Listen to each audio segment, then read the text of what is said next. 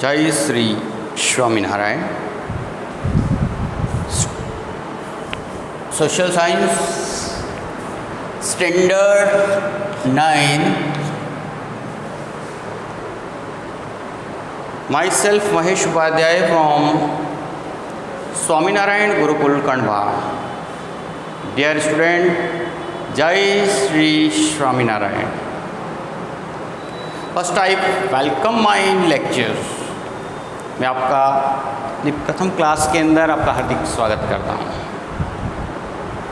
Dear student, today I am going to teach you about first chapter, the arrival the rise of British rule in India.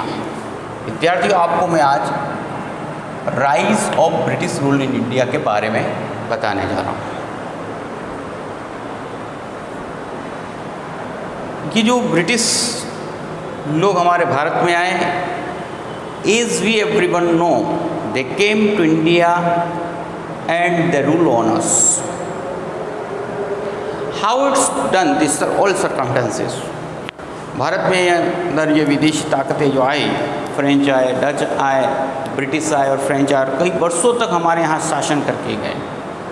तो आज हम वहीं उसी की शुरुआत करते हैं कि वो लोग कैसे आए, कैसे परिस्थिति बनी, जिसके बारे में हम स्टडी करेंगे। तो सबसे फर्स्ट हमारा जो पॉइंट वाइज हम लोग डिस्कस करेंगे कि economic prosperity of India. First हम हमारे यहाँ देश की इकोनॉमिक प्रॉस्पेरिटी की बात करेंगे कि हम प्राचीन समय में बहुत ही सुदृढ़ थे। Our economic condition is so good in our past. भूतकाल में हम लोग बहुत ही आगे थे। फिर हम लोग यहाँ जो हमारी वस्तुओं की डिमांड्स थी उनके बारे में डिस्कस करेंगे। फिर जो घटना 1453 एडी के अंदर हुई और इस घटना ने चेंज कर दिया, उस घटना के बारे में भी हम लोग डिस्कस करेंगे। फिर कॉन्स्टेंटिनोपल एक ट्रेडिंग सेंटर था। वापस ध्यान रखना, जब हम लोग यहाँ पढ़े उस समय आपको ध्यान में होना चाहिए व्हाट इज द कॉन्स्टेंटिनोपल। तो Constantinople was the trading centre जहाँ यूरोप और एशिया के बीच में व्यापार होता था। This is a big trading centre, एक बहुत बड़ा ट्रेडिंग सेंटर था।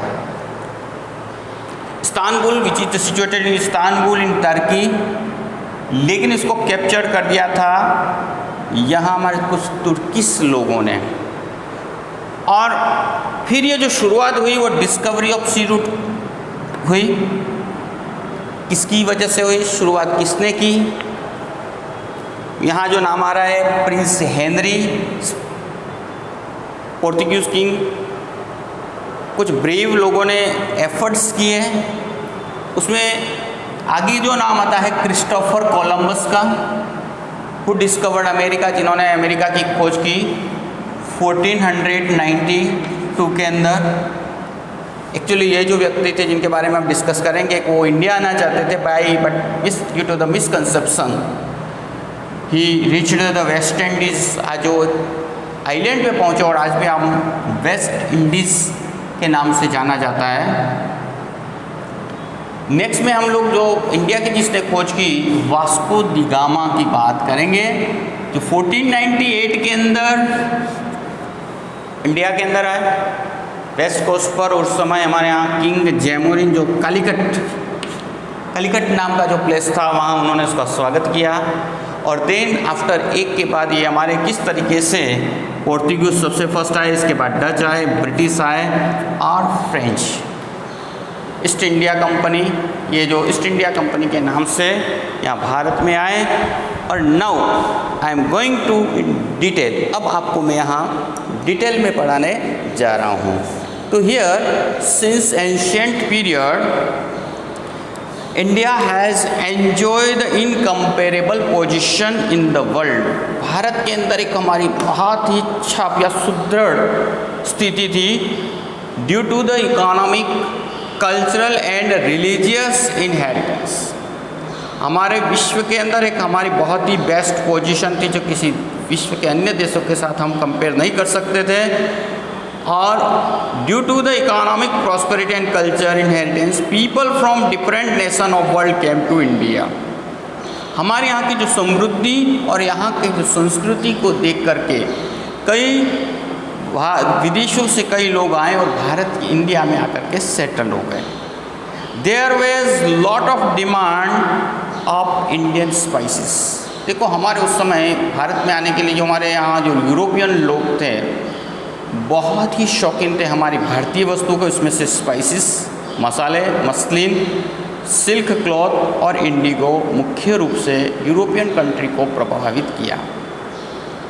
Trade between India and Europe, जैसे मैंने आपको कॉन्स्टेंटिनोपल का नाम दिया था कि trade between India and Europe was carried out through the land route. अब उस समय के अंदर हमारा यहाँ जो भी व्यापार होता था वो लैंड रूट के माध्यम से होता था, sea route and after the centre route to Istanbul. उसके बीच में मैंने आपको आपका बताया था कि Constantinople is the big trading centre that time, but Turkish है ना, सब मुस्लिम्स ने उस तर्कीस के ऊपर अटैक किया एंड कैप्चर कर दिया, तो रूट उसकी वजह से क्लोज हो गया। सो हमारा जो प्रश्न है कि discovery to sea to reach India की ज़रूरत क्यों पड़ी, तो देखिए 1453 के बाद में Constantinople was captured by Turkish. आपको वापस से ध्यान में होना चाहिए कि Constantinople was the big trading centre and through that we there is a business या trade between Asia and Europe. Asia और यूरोप के बीच में होने वाला एक बहुत बड़ा एक बिग सेंटर था। उस सेंटर को तुर्कीस लोगों ने कैप्चर कर दिया और वहाँ हमारा जो व्यापार की स्थिति थी बंद हो गई। और the European people were very fond of Indian things, है ना, खास करके सिल्क इंडिया का और यहाँ की जो स्पाइसेस थी उसके बड़े ही शौकीन थे। अब इनके शौक की वजह से उन्होंने demand increase in the European market. Indian जो वस्तुएं थी उसकी डिमांड मार्केट में बढ़ने लगी और यहाँ कुछ उनको इंस्पिरेशन मिला और जिसकी वजह से शुरुआत की गई। तो देखो यहाँ डिस्कवरी की जो हिस्ट्री है, अभी तक हमने पढ़ा था हमारे इतिहास में क्यों हमने शुरुआत की है, इतिहास की जो शुरुआत हुई है कि डिस्कवरी के पीछे किस वजह से हुई। तो पहली बात आपको हमने बताया कि Constantinople was captured, land route बंद हो गया, अब व्यापार के लिए उन्हें नई खोज करने की ज़रूरत पड़ी। तो अब देखो सबसे पहले जो है inspiration, encouragement and economic help from Portuguese king prince Henry, some brave people began effort to discover new sea route. यहाँ आप बात ध्यान दें कि इंस्पिरेशन मिला, इंकरेजमेंट मिला और कुछ इकोनॉमिक हेल्प से पोर्टुगीज किंग प्रिंस हेनरी की के एफर्ट्स से कुछ ब्रेव लोगों ने प्रयत्न किए। Many great man try to discover sea route to India. अब उसमें से देखिए कई ऐसे व्यक्ति थे जिन्होंने इंडिया को ढूंढने के प्रयास किया। उसमें Bartholomew Dias who discovered the cape good hope, जिसने केप गुड होप जो अफ्रीका के कॉन्टिनेंट के सबसे नीचे पार्ट में आपका पेज नंबर 3 के ऊपर में मैप दे रखा अपनी टेक्स्ट बुक के अंदर, उसके अंदर आपको cape of the good hope उसने सर्च किया। देखो शुरुआत हुई है, अभी इंडिया नहीं पहुँचे हैं लेकिन शुरुआत यहाँ इस रूट तक आ गए with the economic assistance from the king of Spain. अब यहाँ स्पेन के राजा की हेल्प से क्रिस्टोफर कोलंबस ही बिगेन हिज एडवेंचर। अब देखो यहाँ सबसे पहले केप ऑफ होप को फाइंड आउट किया गया, देन आफ्टर दूसरा जो प्रयत्न किया इंडिया को खोजने का, जिसने प्रयत्न किया था वो कोलंबस था, वो खोज नहीं पाया था। वापस से ध्यान रखना, डोंट बी कंफ्यूज मत होना कि कोलंबस ने ढूंढा या वास्को डी गामा ने। तो इंडिया की खोज तो वास्को डी गामा ने की है, बराबर से ध्यान देना प्लीज़, पे fully attention here. But first efforts done by, अगर ये एफर्ट्स किया है इंडिया को सर्च करने के लिए तो कोलंबस ने भी किया था बट वो नहीं पहुँच पाया। तो ईयर किंग ऑफ स्पेन की हेल्प से Christopher Columbus began his adventure of discovering new sea route which again came to stop at the island, और जो एक स्टॉप आइलैंड के ऊपर आके रुक गया। प्रेजेंटली नॉन है, जो आज हम वेस्ट इंडीज़ के नाम से जिसे प्रचलित है जानते हैं, सिचुएटेड इन एटलांटिक ओशन, जो अटलांटिक ओशन के अंदर स्थित है। Columbus who had believed through his life, उसने पूरे जीवन भर यही समझा that he had discovered new sea route, उसने नए सी रूट को खोज लिया in India to India, had actually discovered new land, उसने एक नए लैंड की खोज की थी, उसने इंडिया को नहीं खोजा था, लेकिन उसका मिसकंसेप्शन था, वो यही समझा था कि उसने भारत की खोज कर ली है। Since clarification was made, Amerigo Vesuvicki is new legend began known as America, या अमेरिका के का जो भाग था उसे अमेरिका के नाम से पहचाने जाने लगा। तो इस तरीके से देखिए हमने कोलंबस के बारे में बात की, तो Columbus could not find the India, वो इंडिया को फाइंड नहीं कर सका था, वो वेस्ट इंडीज़ पहुंचा था। अब नाउ हम we are going to discuss about the Portuguese sailor Vasco da Gama. अब हम लोग यहाँ वास्को डिगामा के बारे में अध्ययन कर रहे हैं। तो देखो, the Portuguese sailor Vasco da Gama discovered the sea route to India in 1498। 1498 के अंदर वास्को डिगामा ने भारत की खोज की थी। When he reached Calicut in the western coast of India, India के कालीकट नामक प्लेस पर भारत के वेस्टर्न कोस्ट पर पहुंचा, he was welcomed by then King Jamorin and allowed to carry out the business there। और वहाँ उसका स्वागत किंग जैमोरिन ने किया था, वहाँ के कालीकट के जो राजा थे उन्होंने किया था। And carry out the business, और उन्होंने परमिशन दी थी बिजनेस करने की। This is considered an important event in the world to open doors for the European come to India. और ये देखिए सबसे बड़ी बात ध्यान से समझना, ये एक न्यू एरा, नई शुरुआत थी कि इंडिया के अंदर Europeans people have got the chance, जिनको पर ये चांस मिला, एक ओपनिंग हुई, एक न्यू एरा की शुरुआत हुई और बिजनेस करने के लिए चांसेस मिले। तो इस तरीके से वास्को डिगामा ने, अब ये वास्को डिगामा ने कैसे खोज की उसके बारे में हम स्टडी करेंगे।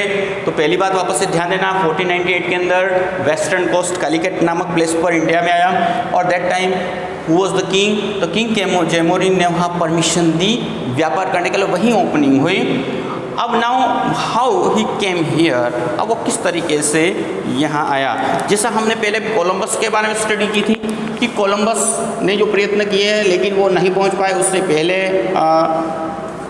भी कई ऐसे ब्रेव पर्सन्स ने किए जो आधे बीच में रुक गए। तो Portuguese were the first arrive to India for trade after the discovery of the sea route in India. सबसे पहले यूरोपियन लोगों में आने वाले पोर्तुगीज थे, और उन्होंने यहाँ भारत नई सी रूट को खोज लिया। With in span of 100 year Portuguese took control several territories. देखो यहाँ वास्को डिगामा जैसे भारत के अंदर आया तो उसने 100 साल के बीच में कम से कम मतलब 1500 से लगा करके 1600 तक कई टेरिटरीज को उन्होंने कंट्रोल में ले लिया। ट्रेड तो किया, ट्रेड के साथ साथ में उन्होंने अंडर कंट्रोल में लिया, लाइक उसमें दमन, गोवा, कोचीन, मलाक्का। उनके इंस्पिरेशन से inspired by Portuguese success in trade, जब सक्सेस हुए ट्रेड में सफलता उन्हें मिलती रही, तो Dutch, Holland, Danish from Denmark arrived in India. तो उनके पश्चात डच लोग भारत के अंदर आए। The English trader establish east India, उसी की तह पर east India company was establish in 1600 in England. The England traders established East India company. देखो जब पोर्तुगीज़ को देखा, पोर्तुगीज़ के बाद में डच लोग भारत के अंदर आए और उसी की ध्यान में रखते हुए East India company was establish. अब ईस्ट इंडिया कंपनी क्या थी? द ट्रेडर्स का ग्रुप था। उन्होंने एक पूरी कंपनी बनाई व्यापार करने के, इंडिया में व्यापार करने के लिए इन 1600 में। याद रखना वो 1600 में भारत में नहीं आए थे, 1608 में आए थे, लेकिन जो एस्टेब्लिश हुआ था वो इंग्लैंड के अंदर हुई थी। तो वापस से ध्यान देना कि arrived in India for trade, इसके बाद में the English trader established East India company to carry out the trade with the India in 1600 AD when Queen Elizabeth of England gave the permission to East India Company to carry out the trade with the Eastern countries। उस समय की महारानी जो थी Elizabeth ने permission दी थी east India company को पूर्वी कंट्रीज़ के ऊपर, जो ईस्टर्न कंट्रीज़ हैं वहाँ पर ट्रेड करने की। The first ship under the leadership of the captain, और जो फर्स्ट जहाँ लीडरशिप के रूप में आए वो captain William Hawkins arrived in Surat. तो ध्यान रखना, ईस्ट इंडिया कंपनी यहाँ ब्रिटिश लोग, सबसे पहले जो ब्रिटिश में यहाँ आने वाला हॉकिंस था जिसके नेतृत्व में, but due to the dominance of the opposition from Portuguese, लेकिन वहाँ पर पुर्तगालियों का डोमिनेंस था। They were not allowed to establish trade there, उन्हें वहाँ सूरत के अंदर व्यापार करने की परमिशन नहीं मिली। But finally the East India Company got permission from Mughal emperor Jahangir, लेकिन फिर अंत में मुगल एम्परर जहांगीर ने उन्हें परमिशन दी। दस British east India established first centre, और यहाँ पहला जो सेंटर बनाया गया, कोठी बनाएगी, वो सूरत के अंदर बनाएगी इन 1613 के अंदर। तो देखो पहली जो कोठीज बनाएगी इंडिया के अंदर, सूरत के अंदर बनाएगी 1613 के अंदर। और इनिशियली उसके पश्चात कंपनी एस्टेब्लिश इट्स ट्रेड, और उसके बाद में यहाँ जो ट्रेड किया गया देन आफ्टर इन सूरत, अहमदाबाद, भरूच के अंतर्गत धीरे धीरे करके अपनी कोठीज शुरू की गई। But the strong, due to the strong presence, लेकिन यहाँ पर मराठा जो साउथ में काफ़ी मजबूत स्थिति में थे, company sense the danger in existence, उनको थोड़ा खतरा महसूस हुआ, और इसी की वजह से hence towards the south direction they set up the centre. देखो उन्होंने साउथ की ओर गए, और जहां उन्होंने मछलीपट्टनम आंध्र प्रदेश के अंदर, सेंट जॉर्ज कलकत्ता चेन्नई, और फोर्ट विलियम्स कोलकाता में उन्होंने सेंटर बनाए। Mumbai became their headquarter in 1687। देखिए मुंबई उस समय बहुत पहले शुरुआती दौर में वो हेडक्वार्टर नहीं बना पाए, लेकिन बाद में जाकर के उन्होंने 1687 में अपना हेडक्वार्टर बनाया। और उन्होंने अन्य जो क्षेत्र, जो मछलीपट्टनम आंध्र प्रदेश के अंदर, सेंट जॉर्ज और फोर्ट विलियम्स मतलब कलकत्ता में उन्होंने अपना सेंटर्स बनाए। तो इस तरह ब्रिटिश ने यहाँ इंडिया में कैसे आए। Then after French East India company, अब हम आगे ब्रिटिश के बाद में जो आने वाली जो कहे थी वो थी French East India company arrived in India for trade के लिए वो 1668 के अंदर इंडिया में आए and eventually set up there trade centre. और आने के बाद में उन्होंने अपने जो ट्रेड सेंटर बनाए उसमें माहे, कराईकल, पौंडीचेरी, चंद्रनगर एंड मछलीपट्टनम, 5 जगहों पर उन्होंने अपना सेंटर बनाया। उसमें से वापस से ध्यान रखना, Mahe, Karaikal, Pondicherry and Chandernagore, Machilipatnam. In the 18th century English and French were constantly busy. और उस समय देखो उधर से फ्रेंच और ये जो ब्रिटिश थे काफ़ी वर्ल्ड के अंदर अपनी कंपनीज को एस्टेब्लिश करने में कंटिन्यू वर्क में थे, कॉन्करिंग मोर टेरिटरीज। उन्होंने ज़्यादा से ज़्यादा जीतने के लिए प्रयास किया, और यही चाल भारत में रखी गई, इंडिया में रखी गई। Between 1746 and 1763 there were 3 Carnatic war. Carnatic के अंदर 3 युद्ध हुए, फ्रेंच और ब्रिटिश के बीच में। हमारे भारत भूमि पर फ्रेंच और ब्रिटिश के बीच में युद्ध हुए। East India company lords the making easy to the expansion of the British rule. अब यहाँ आपको वापस से ध्यान में होना चाहिए, देखिए सबसे पहले पोर्टुगीज लोग आए। First they came to India and they only control on the few places. कुछ प्लेसेस के ऊपर उनका कंट्रोल रहा, दमन दीव, गोवा एंड कोच्चि। बट यहाँ जो कंपटीशन में थे, फ्रेंच कॉम्पिटिटर्स थे सीधे ब्रिटिशर्स के। डच किसी तरह कॉम्पीट नहीं कर पाए और दे हमेशा के लिए वो वापस पलायन हो गए। लेकिन ब्रिटिश और डच फ्रेंच के बीच में युद्ध हुए हमारी भारत भूमि पर, and French lost the power, वो हार गए। और ओनली 5 प्लेसेस के ऊपर, जैसे आपको चंद्रनगर, पांडिचेरी, कराईकल, माहे और के जो 4 से 5 जो प्लेस थे, माहे, कराईकल, पांडिचेरी, चंद्रनगर, इन प्लेसेस के ऊपर फ्रेंच लोगों का आधिपत्य रहा और ब्रिटिश लोगों के लिए बहुत ही एक अच्छा चांस मिला और उस चांसेस में उन्होंने एक्सपांसन करना शुरू कर दिया। तो डियर स्टूडेंट, किस तरीके से वो इंडिया में आई उसकी बात आई हमारी। सबसे फर्स्ट हमने Portuguese were left with Portuguese के लिए, जैसा मैंने आपको बताया कि बहुत कम प्लेस रहे, Diu, Daman, Goa, while French had their trade centre in Chandannagar, Mahe, Karaikal and Pondicherry.